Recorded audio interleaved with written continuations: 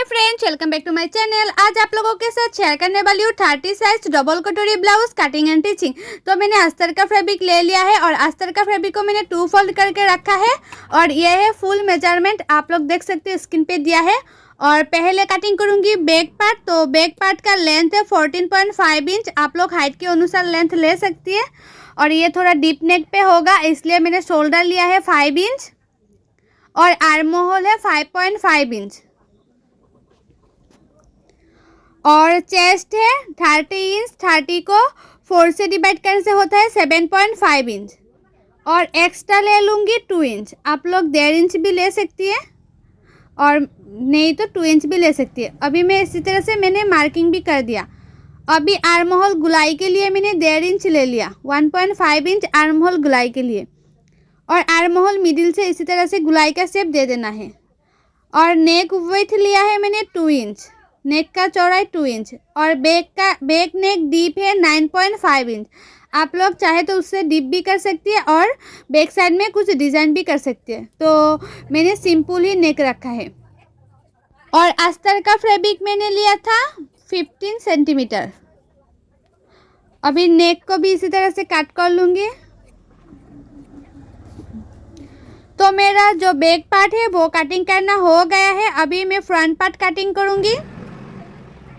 तो front part के लिए जो फैब्रिक है उसको 2 फोल्ड करके रखा है और बैक पार्ट से फ्रंट पार्ट में 1 इंच ज़्यादा मैंने लिया है लेंथ, क्योंकि नीचे बेल्ट में जाएगा इसलिए। और शोल्डर है 5 इंच और आर्म होल है 5.5 इंच और चेस्ट है 30 इंच। 30 को 4 से डिवाइड करने से होता है 7.5 इंच और एक्स्ट्रा ले लूँगी 2 इंच। बैक पार्ट में जैसे लिया था आर्म होल शोल्डर, वैसे ही फ्रंट पार्ट में भी लेना है। और आर्म होल गुलाई के लिए 1 इंच लेना है। अभी जो आर्म होल है, आर्म होल की मिडिल से इसी तरह से गुलाई का शेप दे देना है। और नेक का चौड़ाई लूँगी 2 इंच, नेक का विड्थ है 2 इंच और फ्रंट नेक डीप है 6 इंच। फ्रंट नेक का डीप मैंने 6 इंच लिया है। आप लोग फ्रंट नेक का डीप 5.5 इंच भी ले सकती है और 6 इंच भी ले सकती है। और ऊपर से नीचे तो 11 इंच पे मैंने एक मार्किंग कर दिया 11 इंच में। और कटोरी के लिए मैंने 5 इंच ले लिया। इसी तरह से 2 इंच ले लूँगी। आर्म होल जो गुलाई दिया था उसी तरह से 2 इंच ले लिया और ऊपर से 5.5 में और एक मार्किंग कर दूंगी इसी तरह से। अभी तीनों मार्किंग को जो कटोरी होता है कटोरी का शेप दे दूंगी। हल्के हल्के हाथों से कटोरी का शेप दे दिया है। और जो कटोरी है कटोरी को इसी तरह से मिडिल में रखते हैं और एक मार्किंग कर देना है। और साइड में 3 इंच, ये साइड में 3 इंच और ये साइड में भी 3 इंच ऊपर एक मार्किंग कर देना है। और मिडिल में लेना है 2.5 इंच। अभी तीनों मार्किंग को इसी तरह से जॉइन कर लेना है। और नीचे बेल्ट का शेप देने के लिए 1/2 इंच ऊपर और एक मैंने मार्किंग कर दिया। अब इसी तरह से हल्के हल्के हाथों से जो बेल्ट है बेल्ट का शेप दे देना है। अभी मेरा मार्किंग करना हो गया। अभी एक एक पार्ट कटिंग करूँगी। और जो लोग मेरे चैनल को अभी तक सब्सक्राइब नहीं किया है वो लोग प्लीज़ सब्सक्राइब कर दीजिएगा ब्लाउज़ कटिंग एंड टिचिंग सीखने के लिए। बहुत लोग मेरे वीडियो को देखती है लेकिन सब्सक्राइब नहीं करती है, वो लोग प्लीज़ सब्सक्राइब कर दीजिएगा। तो आप लोग देख सकते हो ये दोनों पार्ट बढ़ाना नहीं है और ये दोनों पार्ट दोनों कटोरी को बड़ा करके रखना है, क्योंकि जब भी सिलाऊंगी तो अब छोटा पड़ जाएगा इसलिए। और एक कटोरी मैंने लेके इसी तरह से मार्किंग कर लिया है। अभी ये साइड से 1 इंच बड़ा करना है और ये साइड से भी 1 इंच बढ़ाते हुए इस तरह से मार्किंग कर लेना है। और ऊपर से 1/2 इंच और ये साइड से भी 1/2 इंच अभी इसी तरह से मार्किंग कर देना है, क्योंकि कटोरी जब सिलाऊंगी तो 1/2 इंच मार्जिन रखते हुए चले जाएगा ना, इसलिए। और नीचे से 1.25 इंच पे एक मार्किंग कर देना है। अभी इसी तरह से हल्के हल्के हाथों से कटोरी का गुलाई का शेप दे देना है। अभी कर रही हूँ कटिंग।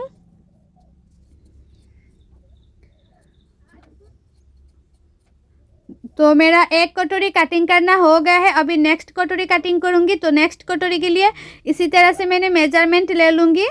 तो उसका मेजरमेंट में आया है 7.5 इंच। तो 2 फोल्ड में रखा है फैब्रिक को। अभी 7.5 इंच मैंने एक मार्किंग कर दिया और उसका लंबाई लिया है मैंने 4 इंच। अभी उसको इसी तरह से एक बॉक्स की तरह बना लूँगी और 1 इंच लूँगी। ये साइड से 1 इंच में एक मार्किंग कर दिया और ये साइड में भी एक मार्किंग कर दिया और नीचे से 1/2 इंच में और एक मार्किंग कर दूँगी। अभी नीचे ये बेल्ट का शेप होगा तो इसी तरह से मैंने एक शेप दे दिया। अभी जो फर्स्ट कटोरी है, कटोरी को इसमें इस तरह से रखते हुए आप लोग जो गुलाई का शेप दे सकती है। इसी तरह से शेप देंगे तो कटोरी बहुत ही अच्छा होता है। तो मेरा कटिंग करना भी हो गया है दोनों कटोरी। और जो फर्स्ट कटोरी हो इसमें इसी तरह से रखते हुए आप लोग चेक कर सकते हो, बहुत ही अच्छी तरह से कटिंग करना हो गया है। तो एक एक पार्ट आप लोग देख सकती है। अभी ये है स्लीव कटिंग करूँगा। तो स्लीव के लिए ऊपर से 1/2 इंच छोड़ते हुए इसी तरह से मेजरमेंट ले लेना है। तो आया है मेजरमेंट पे 8.5 इंच। तो स्लीव के लिए फैब्रिक को 4 फोल्ड करना है। तो जो अस्तर का फैब्रिक है वो मैंने 4 फोल्ड कर लिया है और उसका चौड़ाई मैंने लिया है 8.5 इंच। 8.5 इंच लेते हुए मैंने इसी तरह से एक मार्किंग कर दिया। और आप लोग स्लीव का लंबाई जितना चाहे इतना ले सकते हैं। तो मैंने स्लीव का लंबाई 6 इंच लिया है। अभी 6 से इसी तरह से 3 इंच पे और एक मार्किंग कर देना है। अभी इस मार्किंग को भी इसी तरह से लंबाई करते हुए 2 इंच पे एक मार्किंग कर देना है और ऊपर से 1 इंच पे और एक मार्किंग कर देना है। अभी दोनों मार्किंग को इसी तरह से जुड़ना है। अभी जो स्लीव होता है उसका गुलाई का शेप दे देना है। इसी तरह से मैंने गुलाई का शेप दे दिया है और मुहूरी जितना है इतना ले सकती है। तो मेरा मुहूरी था 5 इंच मैंने ले लिया और एक्स्ट्रा ले लिया 1.5 इंच। अभी इसी तरह से शेप दे दूंगी।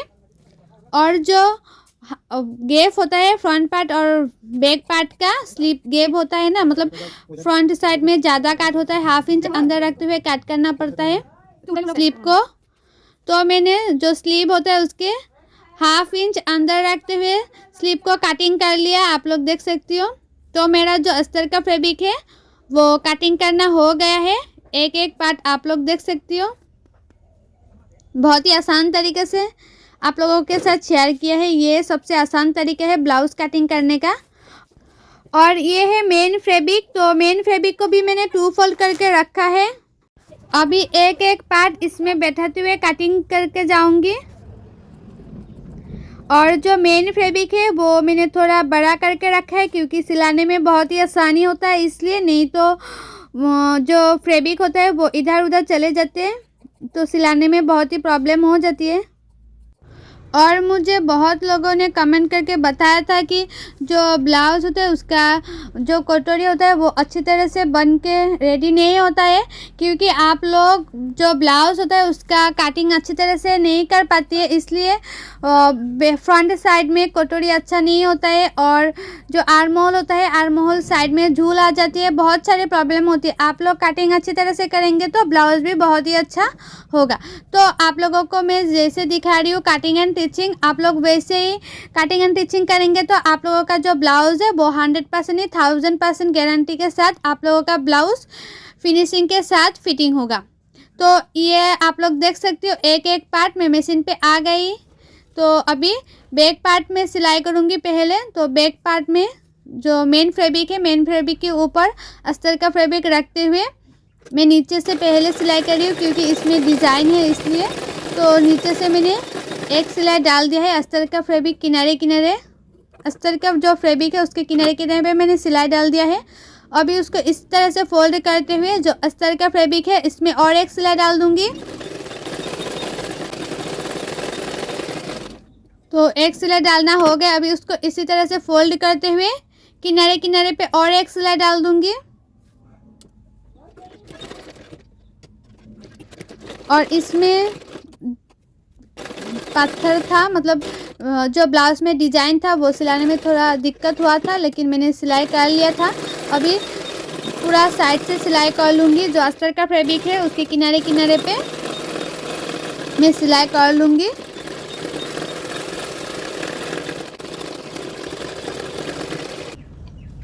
तो आप लोग देख सकते हो जो अस्तर का फैब्रिक है वो किनारे किनारे सिलाना कंप्लीट हो गया है। अभी कटोरी के लिए मैं सिलाई कर रही हूँ। तो कटोरी को भी इसी तरह से दोनों कटोरी को एक साथ रखते हुए चेक करते हुए एक एक कटोरी सिलाना चाहिए। तो इसी तरह से मैं दोनों कटोरी सिला लूँगी और जितनी भी पार्ट है ब्लाउज़ का एक एक पार्ट इसी तरह से चेक करते हुए आप लोग सिला लेना है। तो इसी तरह से मैं सारे पार्टों को सिला लिया है। अभी जो एक्स्ट्रा फैब्रिक है, एक्स्ट्रा फैब्रिक को मैं काट कर लूँगी।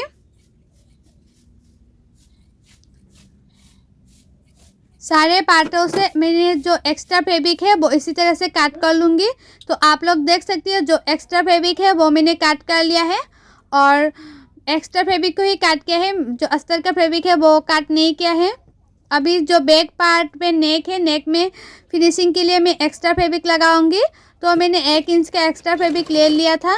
अभी इसमें छोटा छोटा प्लेट डालते हुए किनारे किनारे पे प्लेट डालते जाऊंगी और सिलाते जाऊंगी। और जो नेक में एक्स्ट्रा जो पट्टी लगाते हैं वो मैंने ऊपर काट नहीं किया था, इसलिए मैं इसी तरह से छोटा छोटा प्लेट डालते हुए सिलाई कर रही हूँ, क्योंकि नेक में फिनिशिंग आने के लिए। तो अभी छोटा छोटा इसी तरह से काट भी कर लूँगी। इसी तरह से काट करने से जो नेक होता है उसका फिनिशिंग बहुत ही अच्छा होता है। और जो एक्स्ट्रा पट्टी लगाया था, एक्स्ट्रा पट्टी में और एक सिलाई डाल दूँगी। तो एक सिलाई डालना हो गया। अभी उसको फोल्ड करते हुए पीछे की तरफ और एक सिलाई डाल दूँगी।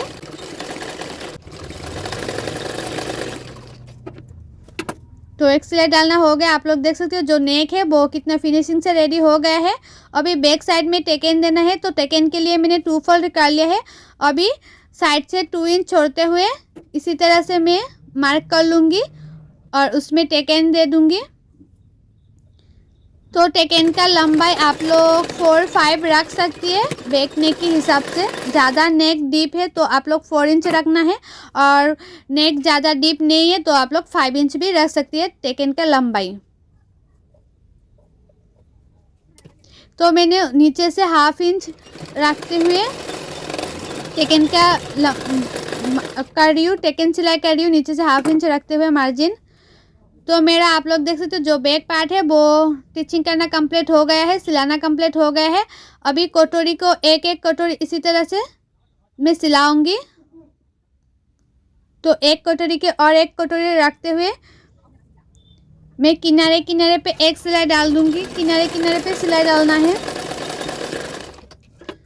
तो हो गया है सिलाई डालना। अभी दोनों जो जॉइन है, जॉइन को इसी तरह से रखते हुए टेकन दे देना है, मतलब दोनों जॉइन को मिलाते हुए उसके बाद टेकन दे देना है। अभी इसको इसी तरह से 1/2 इंच मार्जिन रखते हुए और एक सिलाई डाल देना है। अभी 1/2 इंच मार्जिन रखते हुए मैं सिलाई कर रही हूँ।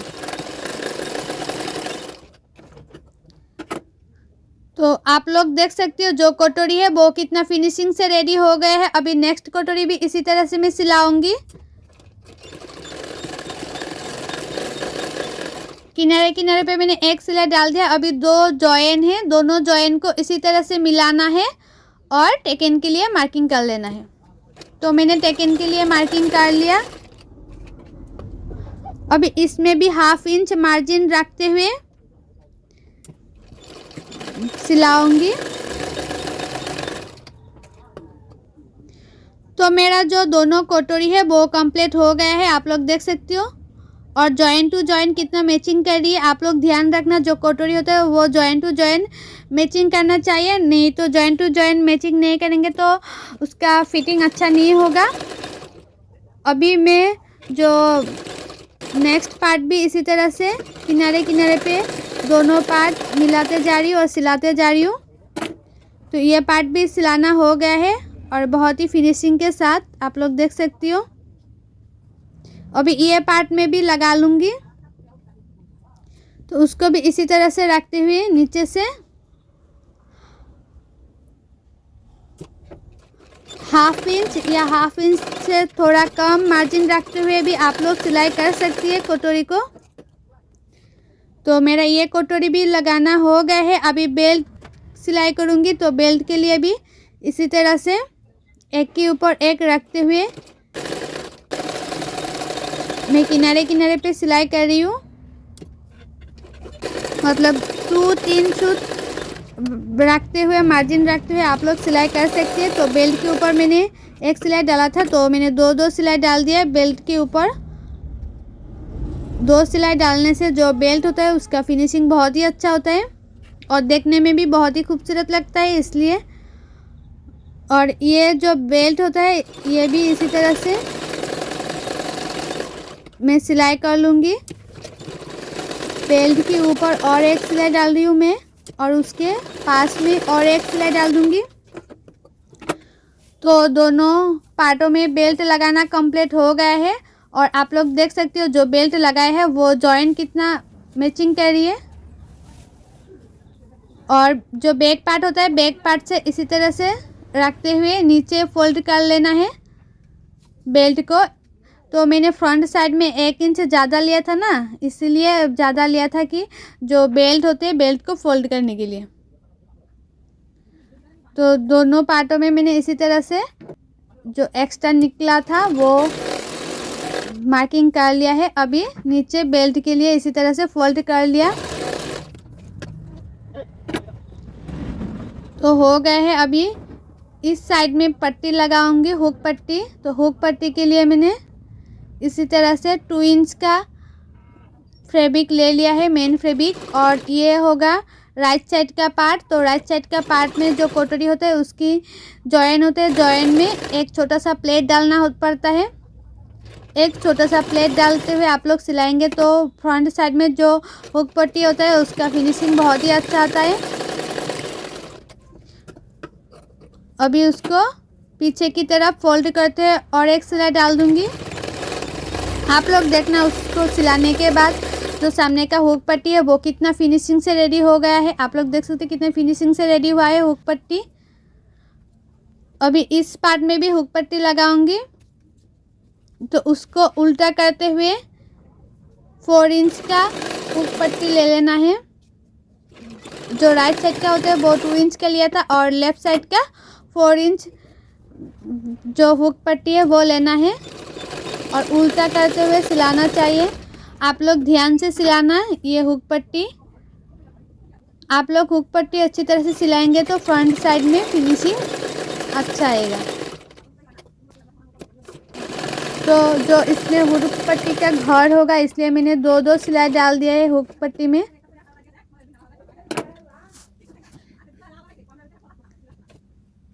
तो आप लोग देख सकते हो दोनों पार्ट कितना फिनिशिंग से रेडी हो गए हुक पट्टी लगाना। अभी नेक में अच्छी तरह से गुलाई का शेप दे दूंगी। इसी तरह से मैंने मार्किंग कर लिया, और जो एक्स्ट्रा फैब्रिक है वो काट कर लूँगी। तो एक्स्ट्रा फैब्रिक को मैंने काट भी कर लिया, और नेक में फिनिशिंग देने के लिए 1 इंच का एक्स्ट्रा फैब्रिक भी ले लिया है। और जो नेक है फ्रंट साइड में उसकी किनारे किनारे पे मैं सिलाई करते जाऊंगी। छोटा छोटा प्लेट डालते हुए मैंने सिलाई किया है, आप लोग देख सकते हैं। अभी उसको फोल्ड करते हुए जो एक्स्ट्रा फैब्रिक लिया है एक्स्ट्रा फैब्रिक में सिलाई कर रही हूँ। अभी उसको पीछे की तरफ इसी तरह से फोल्ड करते हुए और एक सिलाई डाल दूंगी। तो दूसरी नेक में भी मैंने इसी तरह से एक्स्ट्रा फैब्रिक लगा के फिनिशिंग दे दिया है, आप लोग देख सकते हो। तो इसमें मैंने अभी पिन लगा लूँगी, बाद में हुक लगा लूँगी। तो 2 पिन लगा लिया है। अभी शोल्डर को सिला लेना है। दोनों शोल्डर को इसी तरह से रखते हुए मिलाते हुए सिलाई लेना है। तो मेरा दोनों शोल्डर सिलाना हो गया है। मैंने वीडियो को फास्ट कर दिया और साइड में भी एक एक सिलाई डाल दिया है।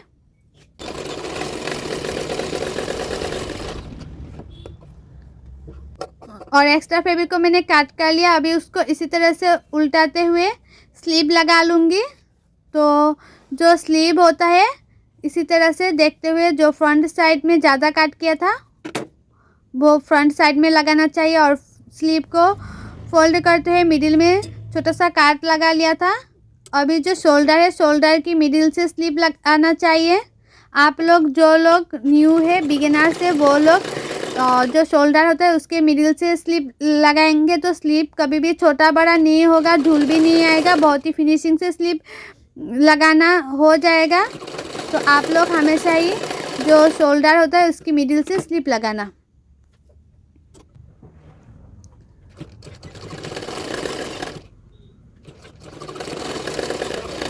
तो मैंने दोनों स्लीव को इसी तरह से लगा लूँगी। तो आप लोग देख सकते हो मैंने दोनों स्लीव लगा लिया है। अभी फिटिंग के लिए मैं सिलाई कर लूँगी। तो फिटिंग के लिए मैंने सिलाई कर लिया है और फ्रंट साइड में इसी तरह से हुक भी लगा लिया है, आप लोग देख सकते हो। और ये है जो ब्लाउज़ है उसका फाइनल ब्लाउज़ का लुक है। और आप लोगों को जो मेरा ये ब्लाउज़ है उसका कटिंग एंड स्टिचिंग वीडियो अच्छा लगा है तो लाइक करना, शेयर करना और मेरे चैनल को सब्सक्राइब भी कर देना और भी अच्छे अच्छे वीडियो पाने के लिए। सो बाय, थैंक्स फॉर वाचिंग। मिलती हूँ नेक्स्ट वीडियो पे। और इसी तरह से ब्लाउज़ कटिंग एंड स्टिचिंग सीखने के लिए मेरे चैनल को सब्सक्राइब प्लीज़ कर दीजिएगा। और ये है बैक पार्ट में थोड़ा सा भी झूल नहीं आया है। सो बाय, थैंक्स फॉर वाचिंग। मिलती हूँ नेक्स्ट वीडियो।